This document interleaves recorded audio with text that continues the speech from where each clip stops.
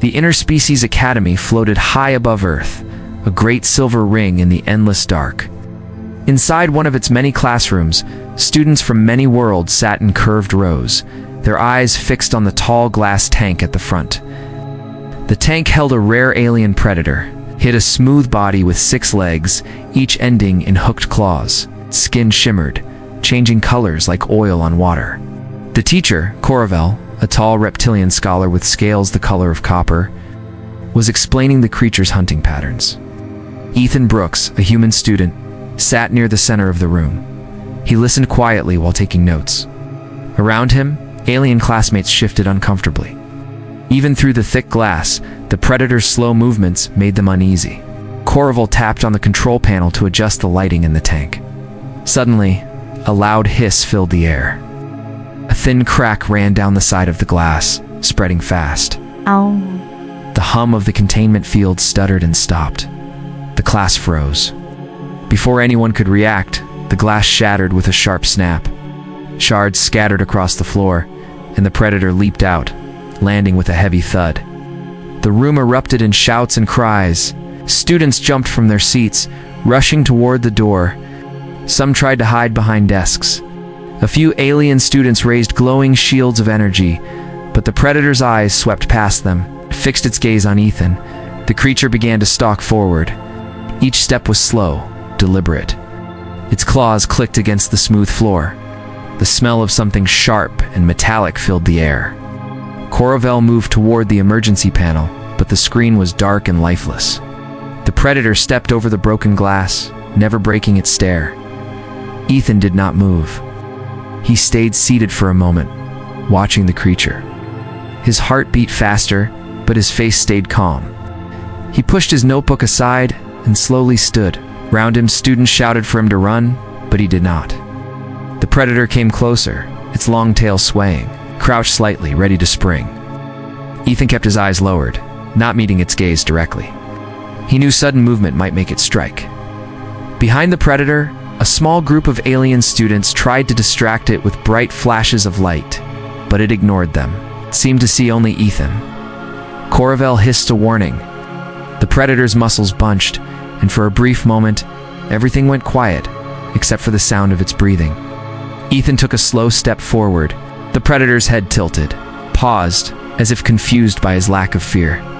The other students stared in disbelief. No one could understand why he was not running. Ethan kept his voice low, spoke in a steady rhythm, almost like he was talking to a frightened animal. The predator blinked, its ears twitching at the sound. The tension in the room was heavy. Every move felt like it could be the wrong one. The hum of distant machinery in the station seemed far away. The predator's tail flicked again, and it inched closer. Ethan did not back away. His breathing stayed even, his hands loose at his sides. He knew that one wrong step could turn the predator from curious to deadly.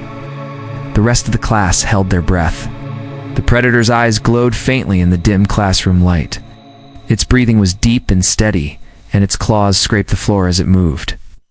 Every step made the sound of metal tapping stone. It was not rushing, it was confident. The distance between Ethan and the creature was now just a few steps. The other students were pressed against the far wall. Some of them whispered in fear, others watched with wide eyes. A tall, insect-like student named Rek clicked his mandibles nervously. Asha. A small, fur-covered alien named Leo kept peeking around a desk, trembling. Coravel's hands moved quickly over the broken control panel, trying to restart the containment field. Sparks jumped from the wires and a bitter smell filled the air. It was useless. The system was dead for now. The predator stopped moving. Its head lowered, and its tail went still. Ethan could feel the weight of its attention. The air between them felt tight, like a string pulled too far. He remembered the lessons from his time back on Earth. When faced with a dangerous animal, you did not challenge it unless you were ready to fight. You made yourself calm, predictable. You gave it no reason to strike. Ethan shifted his weight slowly, one foot to the side. The predator's head followed the movement. He kept his voice low and even, talking in short sentences. He had no idea if it understood, but the sound seemed to keep it from lunging. Behind him, one of the alien students, a scaled youngling named Tarvi, whispered for him to hurry and run. Ethan did not answer.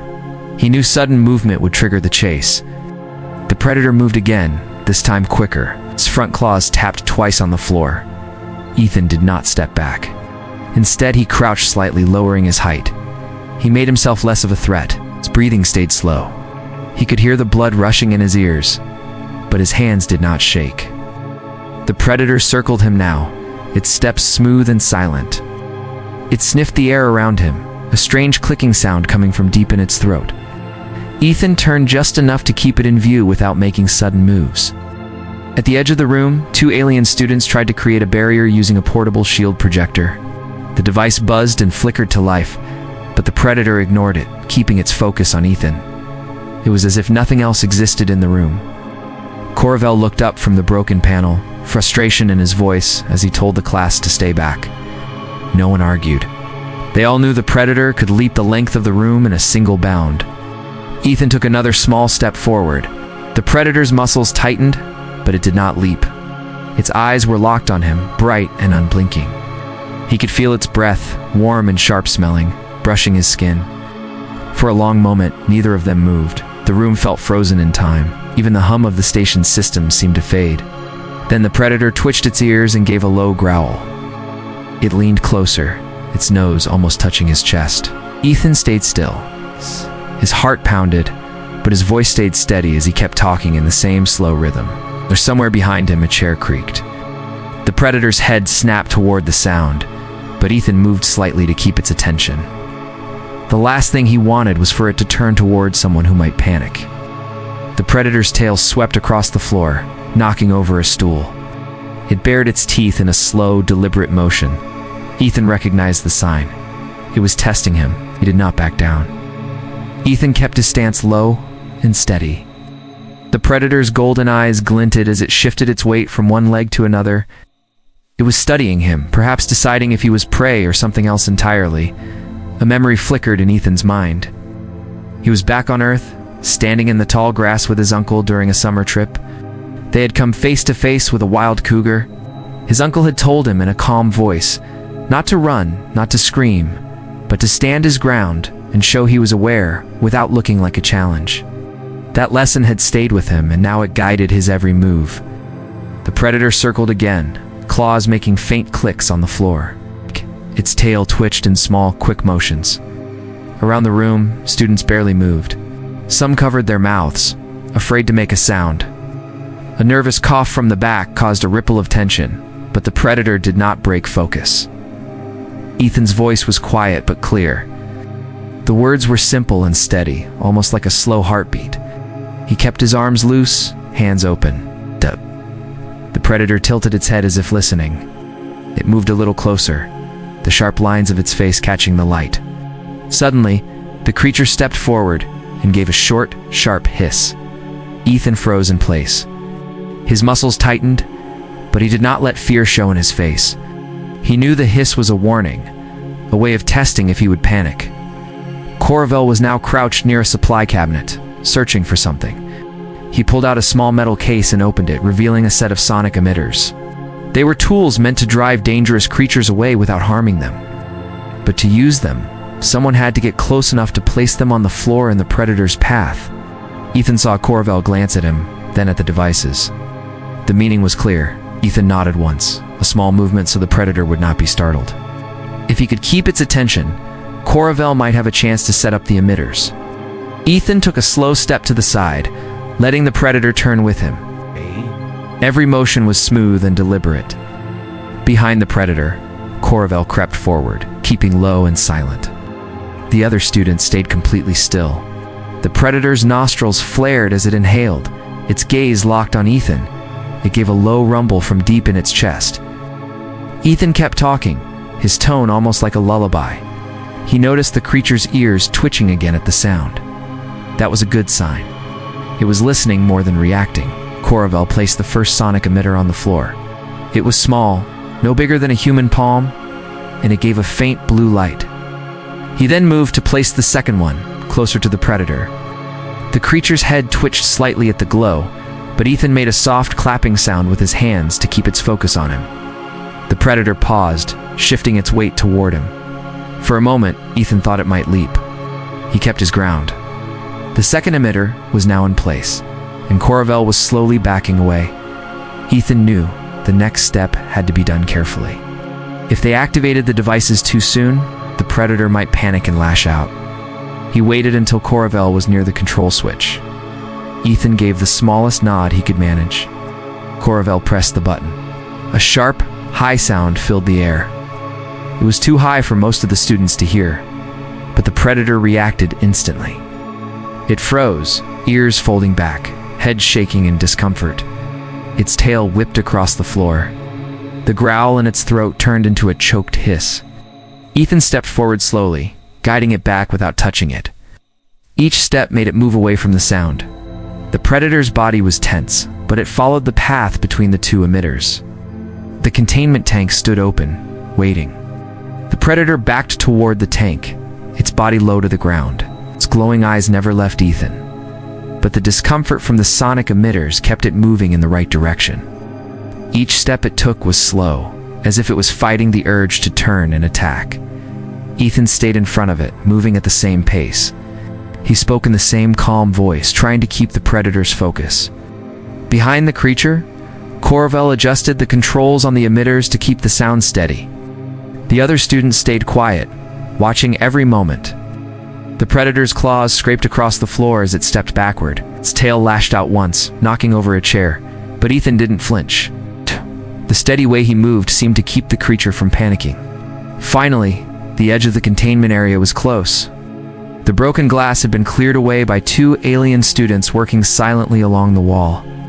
The inside of the tank glowed faintly, the emergency lights still active, even though the main field was down. Coravel gave a short signal to Ethan. They were almost ready to close the predator in again. But first, it had to step far enough inside for the door to seal. Ethan slowed his steps, giving the predator room to move back. The creature paused, looking at him with a strange tilt of its head.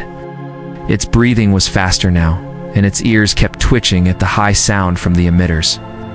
He took one small step forward, lowering his voice even more. The predator moved again, this time with a sudden burst of speed, leaping backward into the tank. The moment its claws touched the inside floor, Coravel hit the stasis control. A bright shimmer of energy snapped into place, sealing the opening. The predator turned, its claws scraping at the invisible wall, but the field held. Its growls faded as the stasis effect spread, freezing it in place. The sound from the emitters stopped. The room was suddenly quiet, except for the sound of students letting out the breaths they had been holding. Ethan stayed still for a moment longer, making sure the creature was truly secured.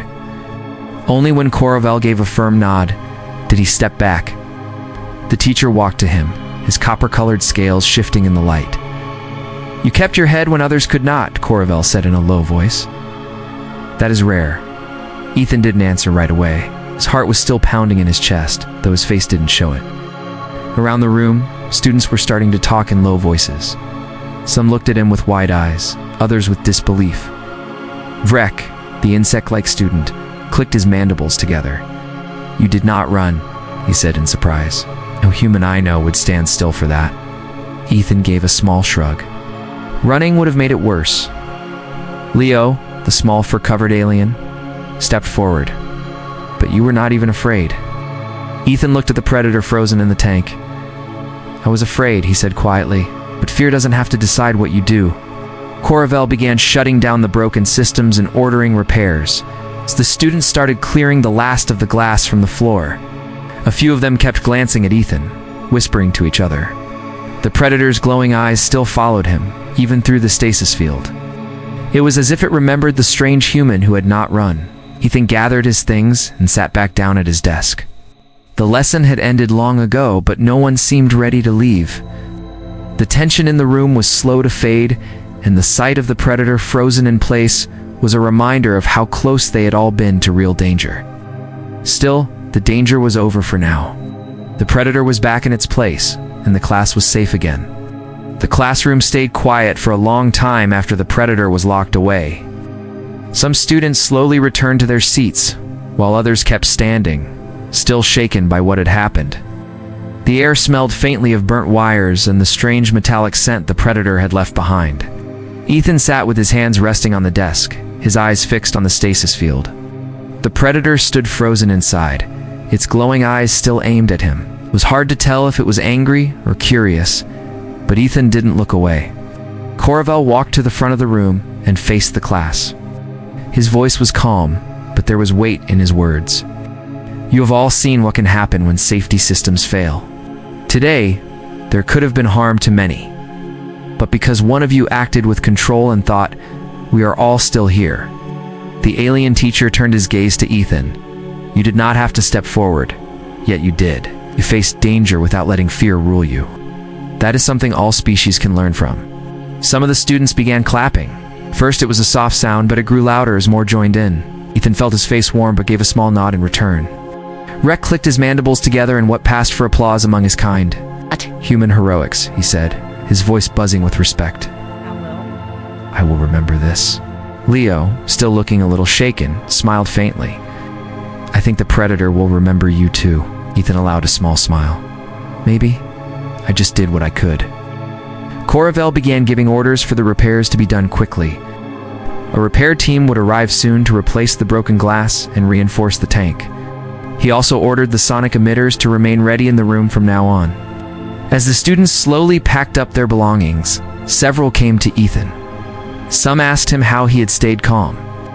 Others wanted to know why he hadn't run. Ethan told them the same thing each time. Running would have made it worse. Word of the event spread quickly beyond the classroom. By the time Ethan reached the main hall of the academy, students from other classes were already whispering about the human who faced down a predator without flinching. Some didn't believe it. Others looked at him with open admiration. Later, Ethan walked through the observation deck, where the wide windows showed Earth far below. The blue and green planet hung against the blackness of space, looking peaceful from a distance. He leaned on the railing, his thoughts quiet. Coravel joined him a few minutes later. You handled yourself well today, the teacher said. Many would have reacted with panic. You used patience, and that made all the difference. Ethan gave a small shrug. I just remembered something my uncle taught me back home. I didn't know if it would work here, but it was the only thing I could think of. The reptilian teacher nodded slowly. It worked because you believed it could. Apt calm is a rare weapon. Few understand its strength.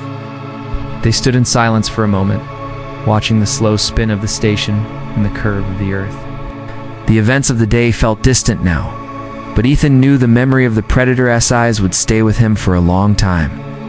That evening, as he walked back to his quarters, Ethan passed a group of alien students talking quietly. When they saw him, they stopped and nodded respectfully. One of them said, "Human heroics," in a tone that sounded almost like a title. Ethan didn't correct them. He simply nodded back and kept walking. Inside his room, he sat by the window and looked out at the stars. The academy was full of challenges he had never imagined before coming here. Today had been just one of them. There would be more. But he knew now that fear didn't have to decide for him. And maybe, just maybe, some of the others would remember that too.